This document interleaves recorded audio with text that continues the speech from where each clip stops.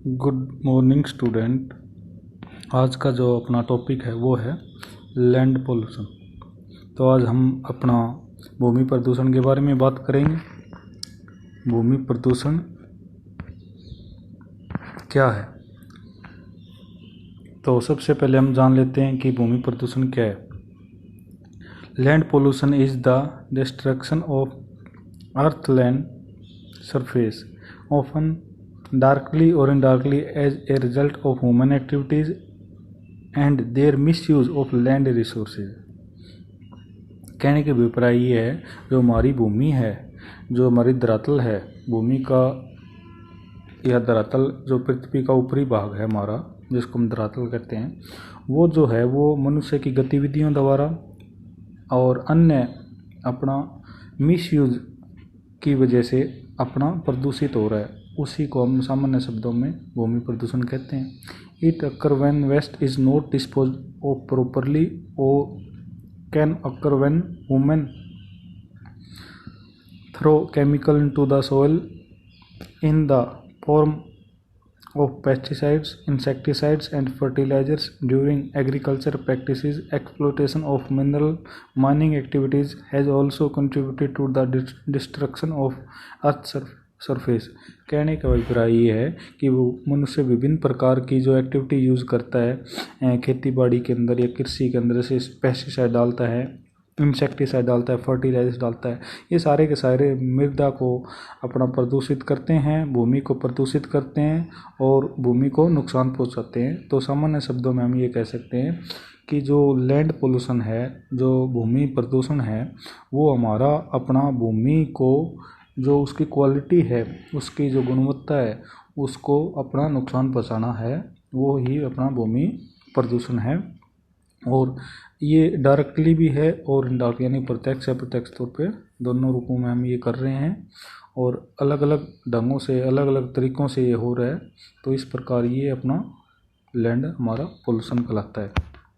आगे देखते हैं टाइप्स ऑफ लैंड पोल्यूशन, भूमि प्रदूषण के प्रकार, यानी कि कितने प्रकार का यह है। तो ये मुख्य रूप से कई प्रकार का बताया है, जैसे कि सॉलिड वेस्ट है, पेस्टिसाइड एंड फर्टिलाइजर्स हैं, केमिकल हैं, डिफोरेस्टेशन है। इन सब रूपों में ये अपना हमारा जो लैंड पोल्यूशन है, भूमि प्रदूषण है, वो घटित होता है। आगे हम इनको विस्तार पूर्वक या थोड़ा डिटेल में डिस्कस करेंगे। देखिए, पहले लेते हैं सॉलिड वेस्ट, यानी कि जो ठोस कचरा है हमारा। This includes all various kinds of rubbish we make at home, school, hospital, market and work places.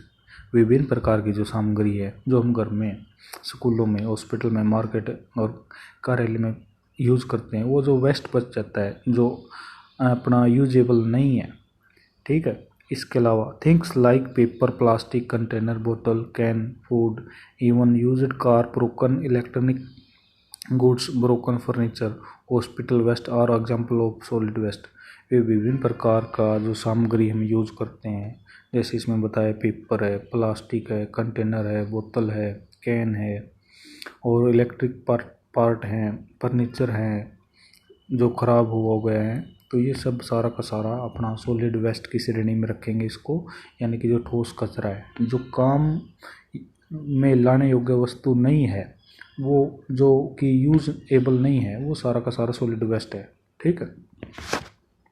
आगे देखिए, इनके एग्जाम्पल दिए हैं चित्रों द्वारा, डायग्राम या अपना पिक्चर के रूप में दिखाया है। Some of these are biodegradable, meaning they easily decay into the organic matter. और example include food, dropping, paper products as well as vegetation. कहने का अभिप्राय ये, जो पहले चित्र में दिखाया है, उनमें कुछ ऐसा है सामग्री जो कि अपना अपघटित हो जाती है, गल सड़ के अपना प्रकृति में मिल जाती है, पर्यावरण में मिल जाती है, नुकसान कम पहुंचाती है। लेकिन कुछ ऐसे हैं जो नॉट बायोडिग्रेडेबल है, यानी कि जो अपघटित नहीं हो सकते, गल सड़ नहीं सकते, वो कई सालों तक पड़े रहते हैं, जैसे कि प्लास्टिक हो गया और अपना मेटल यानी कि धातुएं के पार्ट हो गए, एल्यूमिनियम कैन्स हो गए, जो कि एल्यूमिनियम के छोटे छोटे बॉक्स या कैन बने होते हैं, ब्रोकन कंप्यूटर टूटे फूटे कंप्यूटर के पार्ट, कार पार्ट्स या जो व्हीकल पार्ट है वो सब सामग्री इसमें आ जाएगी। तो कुछ तो ऐसे हैं जो अपघटित होते हैं और कुछ नहीं होते। तो ये दोनों ही प्रकार के अपना सॉलिड वेस्ट हमारे पाए जाते हैं। नेक्स्ट देखिए, because solid waste do not easily decay they pile up in landfills, a place where all the cities rubbish are sent, where they stay for thousands of years. These bring great harm to land and the people around. कहने का अभिप्राय है ये जो विभिन्न प्रकार का solid waste material है ये कहीं ना कहीं तो शहर के बाहर डाला जाता है और वहाँ हज़ारों सालों तक या कई सालों तक पड़ा रहता है। तो वहाँ पे पर्यावरण को नुकसान पहुँचाता है और लैंड को पोल्यूट करता है, साथ में अपना आसपास के जो सोसाइटीज़ हैं वहाँ का जो पर्यावरण उसको भी नुकसान पहुँचाता है। तो इस प्रकार ये बहुत ज़्यादा नुकसानदायी है। सॉलिड वेस्ट जो है भूमि को प्रदूषित करता है। नेक्स्ट देखिए, पेस्टिसाइड एंड फर्टिलाइजर्स। जो हम विभिन्न प्रकार के स्प्रे और खाद सामग्री जो खाद वगैरह होती है जो हम पौधों को बढ़ाने के लिए खेतों में डालते हैं उन सब की बात है। Many farming activities engage in the application of fertilizers, pesticides, insecticides for higher crop yield. This is good because we get more food. ये सब यूज़ करते हैं, ठीक है, इनसे हमें ज़्यादा फसल मिलती है। But can you think of what happen to chemical that are used on the crop and soil. क्या आपने कभी सोचा है कि इन सब का रिजल्ट या इनका प्रभाव क्या होता है। Sometimes insect small animal are killed and bigger animal that eat in tiny animal as in food chains are also harmed. Finally the chemical may be washed down as it rain and over time they end up in the water, give rise to water pollution। कहने का अभिप्राय ये है, जब हम ये pesticide fertilisers use करते हैं तो विभिन्न प्रकार के छोटे कीट पतंगे, छोटे शाकाहारी जंतु मर जाते हैं और वो जो होते हैं वो बड़े जीव जंतुओं का क्या होते हैं, अपना खाद्य पदार्थ या फिर उनका वो खाना होते हैं और वो फिर सारा का सारा जो हमारा अपना फूड चेन है वो ब्रेक हो जाती है, वो टूट जाती है। तो इस प्रकार हम एक स्तर को नुकसान पहुंचा करके सभी स्तरों को या जो ट्रॉपिक लेवल होते हैं उनको हम या फूड चेन के जो लेवल हैं या सिस्टम है उसको हम ब्रेक कर रहे हैं। तो इससे सीधा सीधा असर हमारे पर्यावरण पे देखा जाता है और साथ में हमारी लैंड तो पोल्यूट होती है। तो इस प्रकार पेस्टिसाइड और फर्टिलाइजर से भी हमारी लैंड बहुत ज़्यादा मात्रा में हमारी भूमि प्रदूषित हो रही है। तो इसके ऊपर हमें ध्यान देना चाहिए। नेक्स्ट देखिए, केमिकल्स। विभिन्न प्रकार के रसायनों की बात है, जैसे कि chemical and nuclear power plants produce waste material that have to be stored somewhere. Fertilizers, insecticides, pesticides, pharmaceuticals manufacturers also produce lot of solid and liquid waste. कहने का अभिप्राय है विभिन्न प्रकार के रसायन इंडस्ट्रीज़ हैं, न्यूक्लियर पावर प्लांट्स हैं, वहाँ पे बहुत ज़्यादा मात्रा में अपना विभिन्न प्रकार का ठोस तथा अपना तरल कचरा निकलता है जो कहीं ना कहीं तो डाला ही जाता है। तो वो जहाँ डाला जाता है वो वहाँ पे अपना भूमि को तो प्रदूषित करता ही करता है।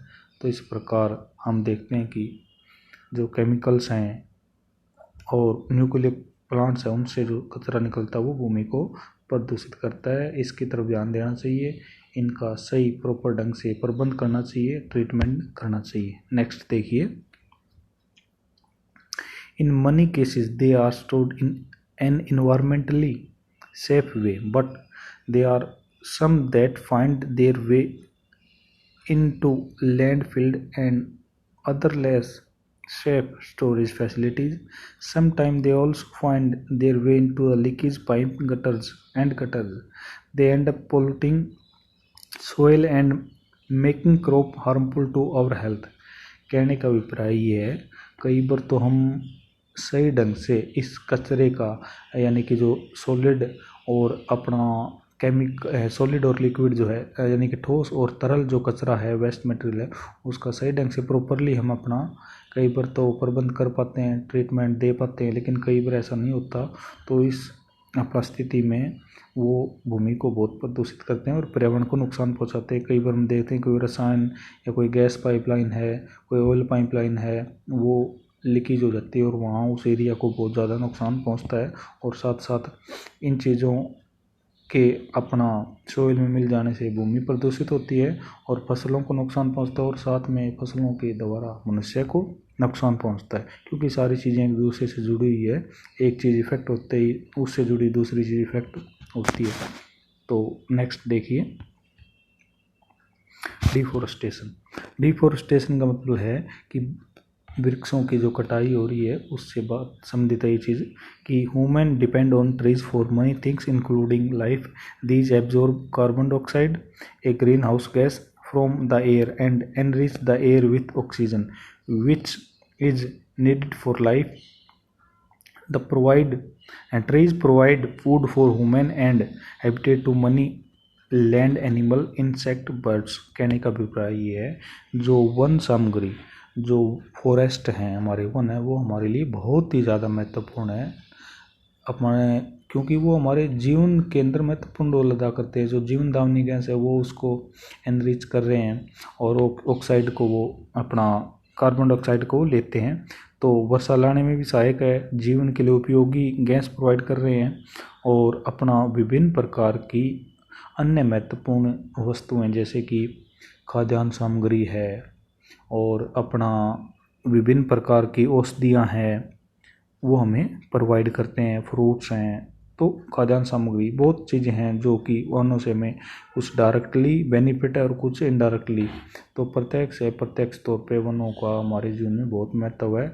और इन सब चीज़ों के अलावा जो भूमि हमारी प्रदूषित हो रही है वो वनों की कटाई के कारण बहुत ज़्यादा प्रभावित हो रही है, क्योंकि जब वन कट जाते हैं तो वो एरिया सारा खाली हो जाता है और वहाँ पे अपना खाली हो जाता है। खाली होने पे अपना क्या होता है कि जो अपना इरोजनल एजेंट है, जो हमारे अपना अपर्दनकारी कारक हैं, वो सीधा उस पर प्रभाव डालते हैं और भूमि अपरदित करने लग जाते हैं।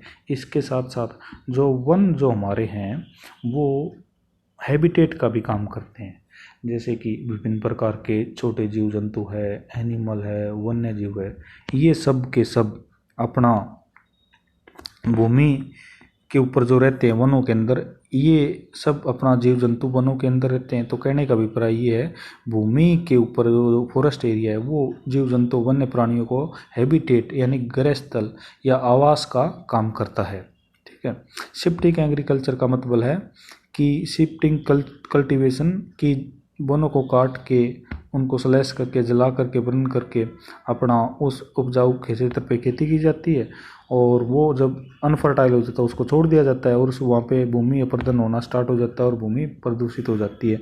और लीचिंग का मतलब है अपक्षालन। ये प्रक्रिया अपना पानी वाले इलाकों में जहाँ अपना जो फर्टाइल सोइल होती है वहाँ लीचिंग प्रोसेस द्वारा हमारी जो सोइल प्रोफाइल है उसके अंदर हम देखते हैं कई प्रकार के ओरिजिन हैं सोइल के। तो ए ओरिजिन से जो हमारे महत्वपूर्ण तत्व है, जो असम, ह्यूमस, मिनरल पार्टिकल, ये सब अपना लीचिंग प्रोसेस द्वारा ए ओरिजिन से अपना सोइल प्रोफाइल के बी ओरिजिन में चले जाते हैं, जिसको हम अपना लीचिंग प्रोसेस नाम देते हैं। और इससे ऊपर वाली परत कम उपजाऊ होते हैं और नीचे वाली में सारे महत्वपूर्ण तत्व चले जाते हैं। तो इस प्रकार डिफोरेस्टेशन बहुत ही नुकसानदायक हमारी भूमि के लिए। नेक्स्ट है अपना trees also help replenish soil and help retain nutrients. Being washed away, unfortunately we have cut down million of acres of tree for wood, construction, farming and mining purpose and never plant new trees back it, and this is type of land pollution। कहने का अभिप्राय ये है कि ये one जो हम काट रहे हैं बहुत अधिक मात्रा में, ये हमें बहुत ज़्यादा नुकसान पहुंचाते हैं। क्योंकि जैसे कि हम वन काट रहे हैं लकड़ियों के लिए, बिल्डिंग निर्माण के लिए, फार्मिंग के लिए, माइनिंग पर्पज़ से, जो खनन उद्देश्य से, और उतनी मात्रा में ज़्यादा लगा नहीं पाते और ना ही लगाते। तो ये जो तरीका है ये बहुत नुकसानदायी है, क्योंकि इससे बहुत अधिक मात्रा में हमारा जो लैंड पोल्यूशन है वो बढ़ रहा है और इसको हमें कंट्रोल करना चाहिए। जितना हो सके उतना कम से कम भूमि प्रदूषण करना चाहिए, ताकि हमारी अर्थ है वो स्वस्थ रहे और अपना हरी भरी रहे और भूमि कम से कम हमारी प्रदूषित हो। नेक्स्ट देखिए, सोर्सेज ऑफ लैंड पोल्यूशन। अब तक हमने बात करी है कि किन किन रूपों में घटित हो रहा है, कितने प्रकार से घटित हो रहा है जो हमारा सॉलिड लैंड पोल्यूशन जो था वो अलग प्रकार से विभिन्न रूपों में घटित हो रहा है। अब हम बात करते हैं कि किन किन क्षेत्रों से, किन किन स्रोतों से ये घटित होता है। सबसे पहला बताया है एग्रीकल्चर सोर्सेज, कहाँ कहाँ से, जैसे एग्रीकल्चर खेती बाड़ी एक ऐसा फील्ड है जहाँ बहुत अधिक मात्रा में विभिन्न प्रकार की अपना चीज़ें यूज होती है। जैसे बताया है, these includes waste matter produce by crops, animal manure and farm and residual. They also include the chemical left over all the pesticide, fertilizers, insecticides used for agriculture activity। कहने की अभिप्राय है, जब हम कृषि के अंदर विभिन्न प्रकार की एक्टिविटी जब यूज़ करते हैं तो उसमें बहुत अधिक मात्रा में वेस्ट मटेरियल बच जाता है। कुछ सॉलिड होता है, कुछ लिक्विड होता है जो भूमि को बहुत ज़्यादा मात्रा में प्रदूषित करता है। तो एग्रीकल्चर फील्ड में जैसे कि हम देखते हैं देश में बहुत ही मात्रा में एग्रीकल्चर लैंड है, कृषि योग्य भूमि है, उस पर खेती की जाती है, तो ये सारी चीज़ें वहाँ यूज़ की जाती है। तो यूज़ करने के बाद वेस्ट मटेरियल भी बहुत अधिक मात्रा में बचता है, तो भूमि को प्रदूषित करता है। तो एग्रीकल्चर जो स्रोत है भूमि प्रदूषण का बहुत बड़ा है, इसको हम सही ढंग से यूज़ करना चाहिए और कम से कम अपना भूमि को नुकसान पहुँचाना चाहिए। आगे है माइनिंग सोर्सेज, खनन प्रक्रिया या खनन क्षेत्र या खनन स्रोत जो है उसमें बहुत अधिक मात्रा में हम देखते हैं। जैसे कि बताया है, this includes piles of coal refuse and heaps of slag and underground debris, mining and forestry activities that clear the land surface, clear cutting and use skid trail often leave the land unrestored. The surface is exposed to erosion which destroy the quality of land। कहने का अभिप्राय ये है कि mining प्रक्रिया जो है हमारी खनन प्रक्रिया, उससे बहुत अधिक नुकसान पहुंचता है भूमि को। कैसे? क्योंकि जहाँ माइनिंग होती है वहाँ बहुत बड़ी बड़ी खानें खोद दी जाती है, कोयला निकाला जाता है, लोहा निकाला जाता है, एरिया खाली हो जाता है। वहाँ इरोजनल एजेंट हैं जो अपरदनकारी कारक हैं वो सीधा असर डालते हैं और भूमि को नष्ट कर देते हैं। फर्टाइल जो सोइल है वो नष्ट हो जाती है और भूमि का अपना अपरदन होता है और वहाँ की जो क्वालिटी है भूमि की वो नष्ट हो जाती है, कृषि योग्य नहीं होती, किसी काम में लाने योग्य नहीं होती, भूमि बंजर हो जाती है। तो इस प्रकार माइनिंग की प्रोसेस द्वारा बहुत अधिक मात्रा में हमारा भूमि प्रदूषण हो रहा है, तो इसको हमें रोकना चाहिए। माइनिंग प्रक्रिया को सही ढंग से किया जाए ताकि भूमि प्रदूषण कम से कम हो। नेक्स्ट देखिए, additionally iron and other chemicals such as copper, mercury, lead from mining practices leach into the soil and polluting it and leaving it exposed to water bodies as well। कहने का अभिप्राय है, जो विभिन्न प्रकार के केमिकल जैसे कॉपर है, मरकरी है, लीड यानी कि शीशा वगैरह है, ये सारे के सारे किसी ना किसी तरीके से डायरेक्टली सॉइल में मिल जाते हैं और अपना भूमि को पोल्यूट करते हैं, उसको नुकसान पहुंचाते हैं। और इन भूमि के थ्रू ये अपना वाटर बॉडीज यानी कि जो जलाशय है, हमारे जल के क्षेत्र हैं, जल के स्रोत है, उनमें पहुंच जाते हैं और उनसे फिर मनुष्य की अपना बॉडी में पहुंच जाते हैं। तो कहने का अभिप्राय ये माइनिंग प्रक्रिया द्वारा बहुत अधिक भूमि को नुकसान पहुंचता है और साथ में हमारे ह्यूमन बीइंग के स्वास्थ्य को भी बहुत ज़्यादा अपना बुरा प्रभाव पड़ता है। इस पे हमें ध्यान देना चाहिए। नेक्स्ट देखिए,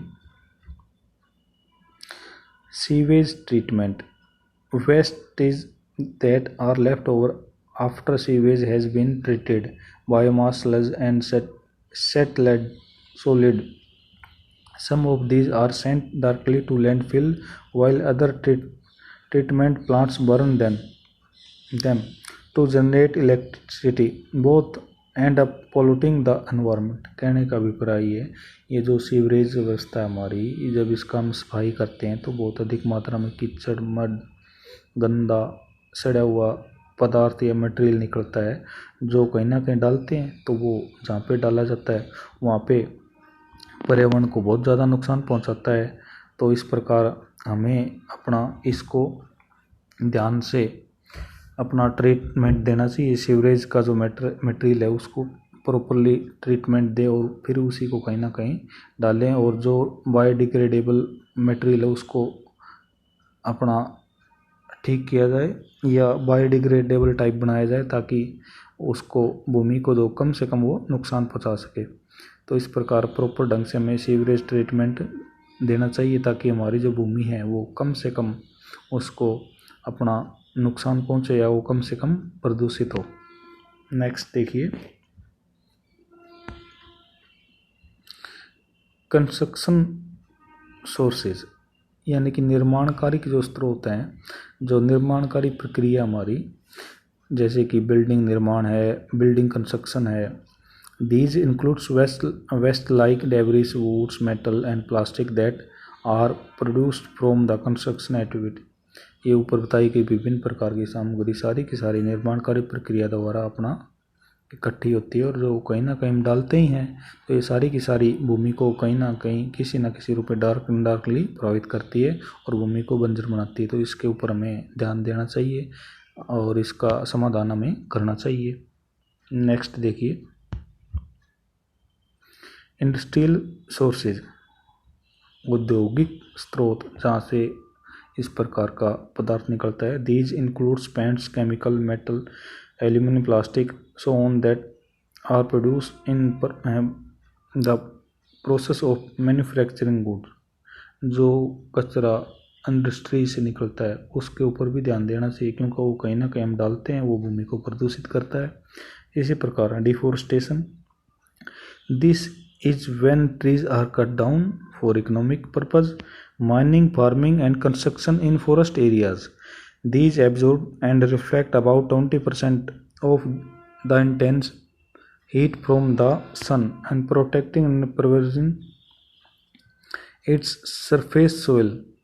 Cutting down trees mean that the land is exposed to directly sunlight and rain, resulting in soil erosion, desertification and land degradation। कहने का अभिप्राय ये है कि जो हमारा अपना डिफोरेस्टेशन है, हमारा जो वनों की कटाई का जो काम है उससे बहुत अधिक नुकसान पहुंचता है क्योंकि जहां वन काटते हैं वहां वन काटने के बाद भूमि खाली हो जाती है और भूमि खाली होने पे अपना इरोजनल एजेंट सीधा काम करते हैं, जो अपर्दन करने वाले कारक हैं वो भूमि को नुकसान पहुंचाते हैं, भूमि का अपर्दन करते हैं और ये धीरे धीरे प्रक्रिया अपना भूमि को डेजर्टिफिकेशन यानी कि मरुस्थलीकरण की ओर ले जाती है और साथ में भूमि का अवक्रमण होता है, भूमि की क्वालिटी डाउन हो जाती है। तो इस प्रकार हम देखते हैं कि ये विभिन्न प्रकार की जो वनों की कटाई कर रहे हैं हमारी भूमि के लिए बहुत नुकसानदायक है और इससे भूमि का अपर्दन होता है, मरुस्थलीकरण बढ़ता है, भूमि का अपना अवक्रमण होता है। तो इसको हमें कम करना चाहिए, एफोरेस्टेशन करना चाहिए इसकी बजाय। नेक्स्ट देखिए, अर्बनाइजेशन, शहरीकरण बड़ी तेज़ी से बढ़ रहा है और मनुष्य इसमें बहुत ज़्यादा योगदान दे रहा है और विभिन्न प्रकार की एक्टिविटीज़ कर रहा है। जैसे man is to blamed for most of land degradation, productive areas in fast reducing because of developmental activities such as women settlement, industry, road, railways, airport, etc। कहने का अभिप्राय ये है, मनुष्य ने बड़ी तेज़ी से अर्बनाइजेशन किया है, नगरीकरण को बढ़ावा दिया है, जैसे रोड बना दिए, रेलवे बना दिया, रेलवे लाइन बिछा दी, इंडस्ट्री स्थापित कर दी, एयरपोर्ट बना दिए। तो इन सब से विकास तो हुआ है लेकिन पर्यावरण को बहुत अधिक मात्रा में हानि हुई है। तो विकास करना चाहिए लेकिन ऐसा विकास हो जिससे नुकसान कम हो और फ़ायदा ज़्यादा हो। अर्बनाइजेशन बहुत ज़रूरी है देश के विकास के लिए, लेकिन इसके साथ साथ हमें अपना सस्टेनेबल डेवलपमेंट पे ध्यान देने की बहुत ज़रूरत है क्योंकि वो एक ऐसा विकास है जिसमें नुकसान कम और फ़ायदा ज़्यादा है। नेक्स्ट देखिए, Dumping of solid waste is one of the most important factors which are responsible for the land pollution in developing countries like India, and and refuse product are simply dump leading to the land pollution. जो कूड़े करकट के बड़े बड़े ढेर लगे होते हैं और वो सीधे रूप से अपना भूमि के प्रदूषण के लिए उत्तरदायी है, जिम्मेवार है। तो ये खास तौर पे विकासशील देशों में, जैसे कि कंट्री की बात की हुई है, तो इन चीज़ों पे हमें ध्यान देने की बहुत ज़रूरत है, क्योंकि ये जितने ज़्यादा होंगे उतना ही ज़्यादा लैंड पोल्यूशन होगा। तो जो कचरा है, जितने भी कचरे के ढेर, उनको ट्रीटमेंट दिया जाए, उनको समाधान, उसका उचित प्रबंध किया जाए, ताकि हमारी भूमि को अपना प्रदूषित होने से बचाया जा सके। तो अपना इस प्रकार से हम अपना भूमि को प्रदूषित होने से बचा सकते हैं। नेक्स्ट अपना इफ़ेक्ट है, लेकिन हम इस वीडियो के दौरान मुख्य रूप से हमने दो बातों पर चर्चा करी है। लैंड पोल्यूशन का अर्थ बताते हुए हमने मुख्य प्रकार या उसके किन किन रूपों में होता है उसके बारे में, और साथ में हमने अपना विभिन्न प्रकार के जो स्रोत हैं, सोर्सेज हैं, जहाँ जहाँ से ये फैलता है, उनके ऊपर चर्चा करी। तो कि लैंड पोल्यूशन सामान्य तौर पे यही बताया कि अपना जो हमारी भूमि है वह डायरेक्टली या इनडायरेक्टली, यानी कि प्रत्यक्ष या प्रत्यक्ष तौर पे उसको उसकी क्वालिटी को, उसकी गुणवत्ता को नुकसान पहुंचता है और उसका अवक्रमण होता जाता है, जो हो कि हम अपना लैंड पोल्यूशन जिसको हम कहते हैं। तो इस प्रकार इसमें जो प्रश्न बनता है वो यही बनता है कि भूमि प्रदूषण क्या है और भूमि प्रदूषण के प्रकार तथा अपना विभिन्न प्रकार के जो स्रोत हैं भूमि प्रदूषण में, उनको अपना विस्तार पूर्वक बताएं। ठीक है, तो इस प्रकार से हमने इस वीडियो में भूमि प्रदूषण क्या है, भूमि प्रदूषण के प्रकार और भूमि प्रदूषण के स्रोत यानी कि उसके सोर्सेज के बारे में चर्चा करी। तो आगे जो इफ़ेक्ट के बारे में वो अगली वीडियो में हम डिस्कस करेंगे। तो इस वीडियो में इतना ही। Thank you.